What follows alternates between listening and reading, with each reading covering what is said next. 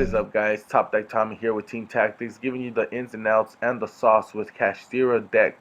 Alright, so this is going to be tech options. This is going to be side card options that you may want to add to your build as we move on with the format. Post Photon Hypernova is going to give this deck a massive boost. So I'm here to give you a few cards that I found that have been working and pairing very well with Kashtira archetype.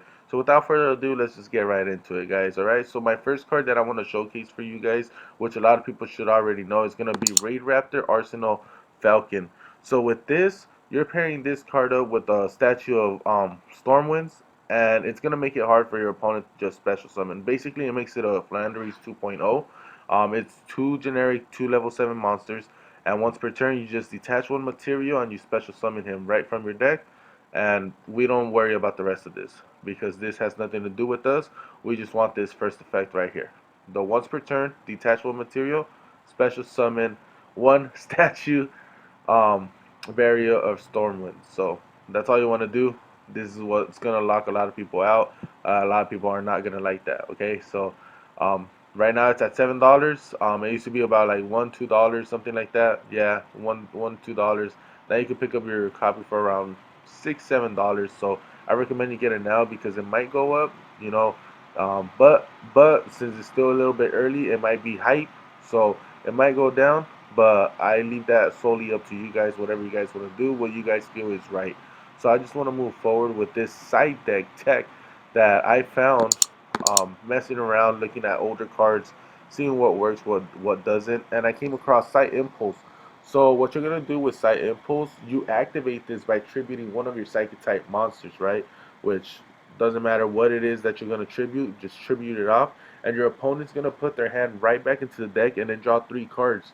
The reason why I say this is gonna be a side deck option is because you do not want this as going second. Because what if your um, opponent, has nothing in their hand or only has one in their hand? You're giving them an advantage there, so you don't want to do that.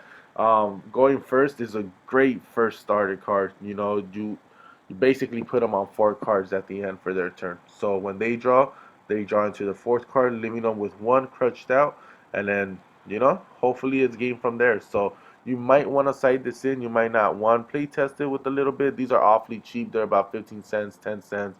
Like they're nothing. Lightly played, you could get them for like 50 cents, 30 cents. So if you like, you can get them now. If not, don't even bother with it. Another 2 crazy techs that I actually main deck myself are Macrocosmos and Dimensional Fisher. These are crazy main deck cards because Birth works off Grave and Banish, basically. So we play around it. We're able to just, anything you guys send to the graveyard, you know what? Remove, remove. Okay, activate Birth. We bring it back from our Banish zone, whatever. So to us, it's no problem. To you guys, it's gonna be a problem, especially tier elements. So hint, hint, might be a contender against tier elements, right? So also another tech that I had seen that I don't think it has seen play lately, at least from what I've seen, but Soul Drain as well. Now it's a continuous trap. You're gonna activate it by paying 1,000 life points, and the monsters that are banished, as well the ones that are in the graveyard, they can't activate their effects. So what does that mean? Bye bye tier. Bye bye Xyz, man. So this is a crazy card right now.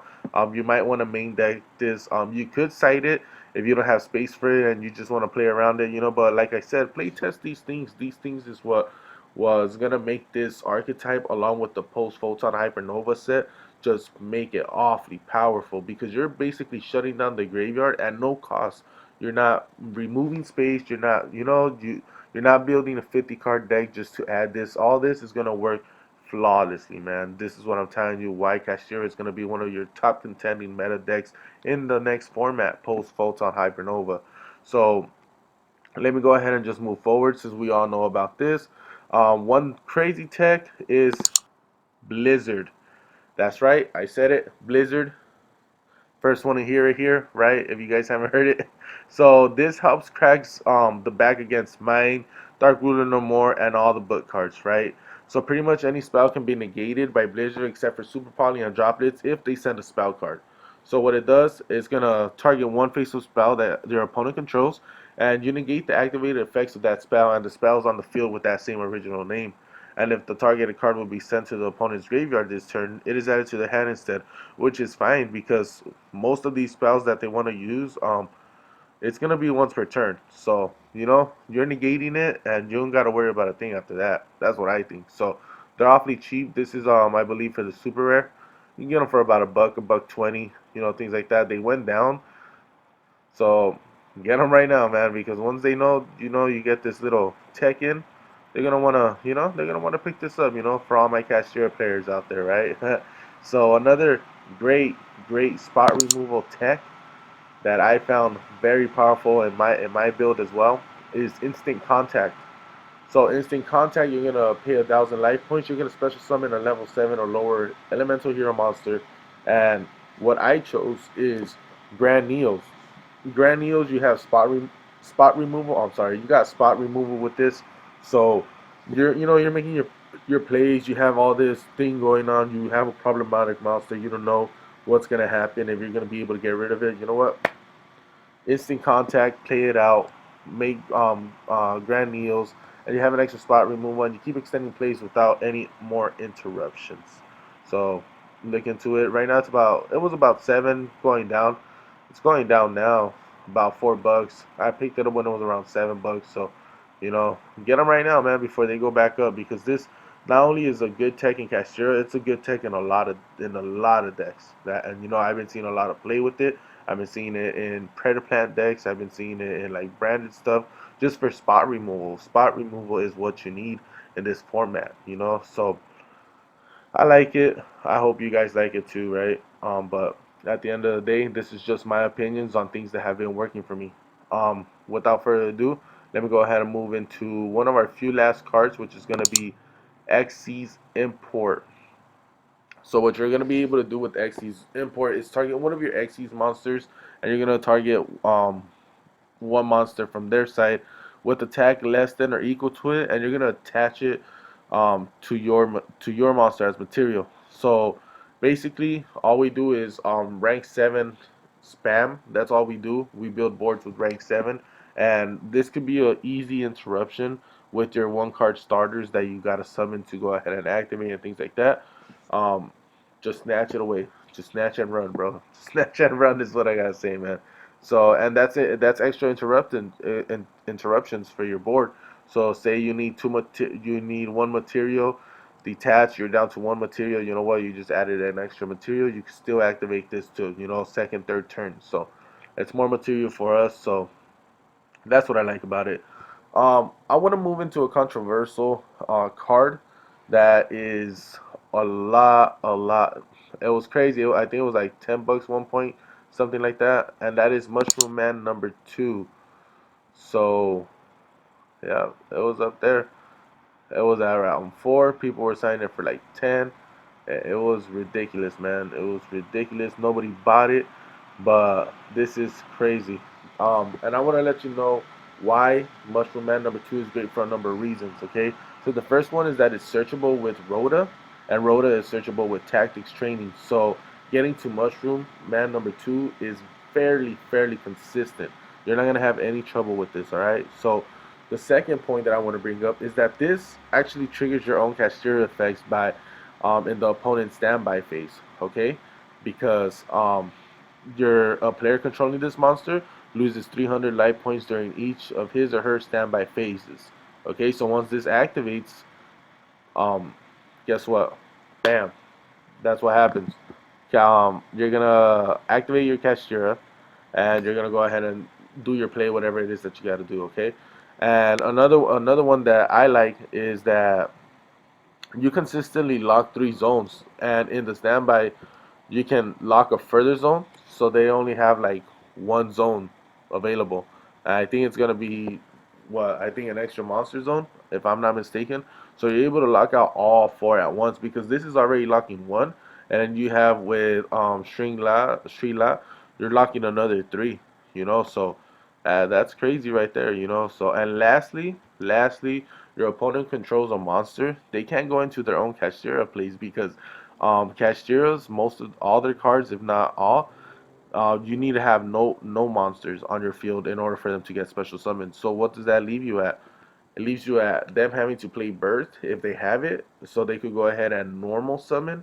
But even then, they can't special summon. So unless they have another one in their graveyard, then hey, they're off to a play. But I don't think it's gonna work for them, right? So this is one of our last cards, and I chose this lastly because I'm gonna go in depth with it, and I'm gonna tell you why this card is just nuts. It's insane, and that is enemy controller. All right. So enemy controller reads: activate one of these effects. Target one face-up monster your opponent controls. Change that target's battle position, or two. Tribute one monster that then target one face-up monster your opponent controls. Take control of that target into the end phase. So this is why everyone should be running this, or at least citing 2 to 3 of these for going second. Okay. So when you activate Fenrir or Unicorn, and they chain Imperm, Veiler, Dragostapelia, Suliak, well, you have Runic, Freezing Chains, um, Freezing Curses. I'm sorry. This dodges the negate, and it allows your effect to resolve. You want your effect to resolve at all costs. This is a great card. I'll tell you why. It lets Fenrir out of skill drain. You want to activate skill drain, enemy controller. Tribute that out. Um, they have a monster. Take control of that. Your effect resolves. After Photon Hypernova, it's gonna out Mushroom Man number 2. So towards the end phase, activate, take control of it. You know, and at the end, when it goes to your turn, you don't have Mushroom Man, so you don't lock yourself out of any spaces. Okay, so you could chain this to Solic.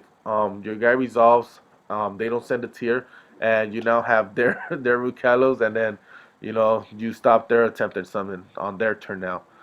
This outs the Scareclaw. I believe it's the let me Scareclaw Link 3, if I'm not mistaken. If I'm looking at my notes here.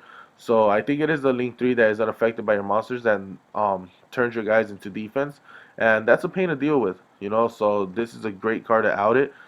In the mirror, you dodge the opponent's Fenrir. You take the opponent's Fenrir, activate the ignition of it, and you search using that same Fenrir, man. That's just nuts to me how you're able to just use someone else's Fenrir in the mirror match and get into your things, like, hey, let me use your Fenrir, man. I need a couple things for my deck real quick. So also, post Hypernova, you take the Rise Heart, you dodge the Dragostapelia effect, you dodge the shuffle back effects like IP and Nightmare Unicorn. You out the Ibli lock for all these branded players. You out the Ra's Disciple lock, you out the Mirror Jade without triggering its effect, which is crazy to me. And it helps OTK swing with all your guys. Then Econ their last monster. So if they have like a changing or something, that's a huge changing. Swing with that, man. I guarantee you're sending them to the Shadow Realm for sure, man. It also dodges cards like Book of Moon that can end your turn. You can just dodge that right out. Activate Book of Moon, boom, tribute that. Face up monster, take control of that target, and everything just keeps resolving, keeps resolving. Just a friendly reminder: they want to have a monster on their side of the field in order for this to resolve fully and completely, because you want to activate the second effect, not the first one. Uh, Unless you have something that's gonna inflict piercing damage if they attack a defense position, or a card that could, um, what's it called? They could attack directly. You're gonna want to look at the second effect. This is why it's so good in so many ways. It takes a monster off your field to potentially out a Mystic Mine and place around. There can be only one. You can set it as an interruption. Take it Kalos. You can mid chain it and they won't be doing too much. You could change an opponent's Xyz to defense in the battle phase so they can make Zeus. Like, crazy, right? This is crazy. This is just so much rewarding benefits, man, off of this card. And it's only $4? $4? Get you a playset for 12, man. Go on Yu-Gi-Oh! Black Market on Facebook. Get the playset for like $9, man. I'm saying, man, like, you steal their Xyz, immediately threaten your own Zeus. Imagine, bro. They want a battle phase, steal their Xyz, then put down your own Zeus on that, bro. You change the opponent's Bestial Druid Swarm into defense in the battlefield so they can't crash to send one of your guys out. You know, the Kashtira you send can immediately be revived by birth. That's all I'm saying. Like, you have birth, you have enemy controller, dude. Tribute that off. Bring them right back. That's all I'm saying, right? Chain it to IP, as I mentioned before. It's not gonna resolve. You change a guy into attack, you could swing to damage, close out the game. You know, the next format outs Dark World Boss, as he can negate quick play spells and gives you him as a negate. Isn't that crazy? Like, to me, that's mind blowing, bro. And based card, and your opponent should scoop on solution out of respect at the end of the day. So that's what I'm getting to you guys, man. So let me know in the comments below what you guys think about these texts. If you guys would add anything, and I'm more than happy to look into more cards, man. So once again, it's Top Deck Tommy. I am out, bro.